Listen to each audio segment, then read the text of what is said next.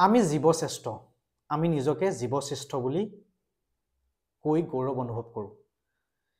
কিন্তু আমি নিজেই কিছুমান এনে কাম কৰোঁ যিসমূহে আমাৰ জীৱশ্ৰেষ্ঠ বুলি কোৱা যি গৌৰৱক তাত কালিমা খানে সৰভোগৰ এটা ঘটনাই তাক পুনৰবাৰ প্ৰমাণিত কৰি তুলিলে এই দৃশ্যটো চাওক এই ভিডিঅ'টোত আপোনালোকে দেখিবলৈ পাইছে এটা ষাঁড় গৰু অনাই বনাই ঘূৰি ফুৰিছিল সৰভোগৰ অঞ্চলত এটা অঞ্চলত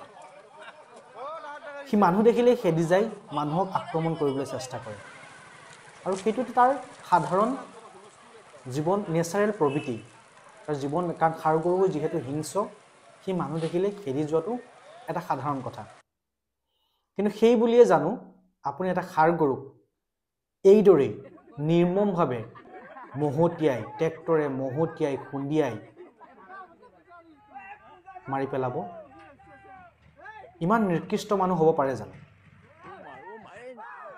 হয়তো ষাঁড় গৰুতে বহু লোকক আক্ৰমণ কৰিছিল সেই কথাক নিশ্চয় আমি মানিম ষাঁড় গৰুটোত আতংকত চাঞ্চল্য সৃষ্টি হৈছিল সেই অঞ্চলত ভয় খাইছিল মানুহে কিন্তু সেই বুলি জানো আপুনি এটা ষাঁড় গৰুক ইমান নিৰ্মমভাৱে হত্যা কৰিব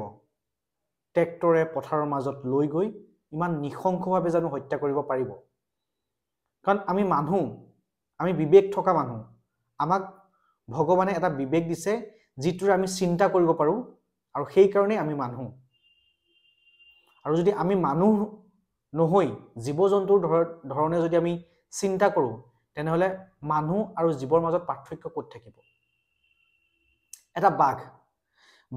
এটা যেতিয়া মানুহৰ সন্মুখত ওলাব সি নিজকে যেতিয়া বিপদ বুলি ভাবিব সি মানুহক কামুৰিব কাৰণ বাঘৰ সেইটো নেচাৰেল প্ৰবৃত্তি কাৰণ বাঘ হিংস্ৰই সি সন্মুখত মানুহ দেখিলে কামুৰিবই যদি সি বাঘটোৱে মানুহটো দেখি নাকামুৰে তেনেহলে তাৰ জীৱন ধাৰণ প্ৰণালীটোই নাথাকিব সেই বুলি জানো আমি এটা বাঘক হত্যা কৰিম মাৰি পেলাম আৰু মই সেই মানুহখিনিকো যিমান জগৰীয়া বুলি ভাবো সিমান জগৰীয়া কিন্তু আমাৰ বন বিভাগ বা বন বিষয়াসকল ঢাল তৰোৱাল নথকা আমাৰ বন বিষয়াসকলৰ যি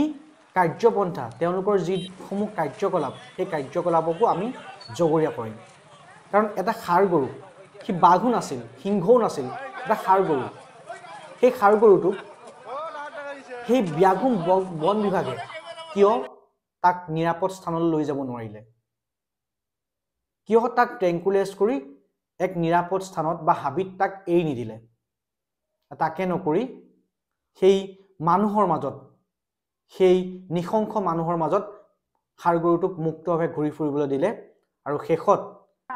সেই সকল লোকে সেই নিশংস পন্থা বাছি ল'লে যে এইদৰেই এই ভিডিঅ'টোত দেখাৰ দৰেই নিশংসভাৱে হত্যা কৰিলে সেই ষাঁড় গৰুটো বহু লোকে এতিয়া ক'ব এটা ষাঁড় গৰুহে মাৰি পেলালে একো ডাঙৰ কথা নহয় তেনেদৰে জীৱ হত্যা কৰি থাকে হয় ডাঙৰ কথা একো নহয় কিন্তু আমি সেই কামটো কৰিব লাগিছিল নে সেইটো ডাঙৰ কথা আমি মানুহ হিচাপে সেই ষাঁড় গৰুটোক এনেকৈ হত্যা কৰিব লাগিছিল নে সেইটো ডাঙৰ কথা কাৰণ আমাক ভগৱানে এটা বিবেক বোলা বস্তু দিছে চিন্তা কৰিব পৰা এক শক্তি দিছে আৰু সেই চিন্তাৰে যদি আমি নিজকে উপলব্ধি কৰি মানুহ হিচাপে যদি আমি সমাজত চিনাকি দিব নোৱাৰো তেনেহলে বিবেকৰ কোনো অৰ্থ নাই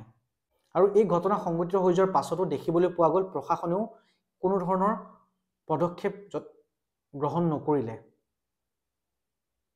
বহু প্ৰকৃতিপ্ৰেমীও এই ক্ষেত্ৰত মাত মতা দেখিবলৈ পোৱা নগ'ল বহু লোকে ক'ব ষাঁড় গৰুটোৱে মানুহক মাৰি আক্ৰমণ কৰিছিল কাৰণে ষাঁড় গৰুটো মাৰি পেলোৱা হ'ল দৃশ্যটোৱে খুব দুখ লগালে মোৰ কথাখিনি এই কাৰণে মই ক'ব লগা হ'ল কাৰণ দৃশ্যটো দেখাৰ পাছত মই নিজেই খুব দুখ অনুভৱ কৰিছিলোঁ বুকুখন কিবা বিষাই উঠিছিল কাৰণ এনে দৃশ্যসমূহে মানুহক বিচলিত কৰে বিবেকবান লোকক হৃদয়বান লোকক মনত বহুত কষ্ট দিয়ে আৰু আপোনালোকক এই ভিডিঅ'টো বনোৱাৰ মূল উদ্দেশ্যই হৈছে সেইটো যে মানুহে বিবেকেৰে চিন্তা কৰিব লাগে হৃদয়েৰে চিন্তা কৰিব লাগে কাৰণ আমাক ভগৱানে এই দুটা বস্তু দিছে যাৰ কাৰণে আমি সমাজত মানুহ হিচাপে জীয়াই থাকিব পাৰিছোঁ। আপোনালোকে যদি মোৰ এই কথাখিনিত একমত হয় তেনেহ'লে কমেণ্ট কৰি জনাবলৈ নাপাহৰিব, কাৰণ কিছুমান কথা আমি খোলাখুলিকৈ স্পষ্টকৈ কোৱাটো প্ৰয়োজন। একাংশ লোকে বেয়া পাব পাৰে, কিন্তু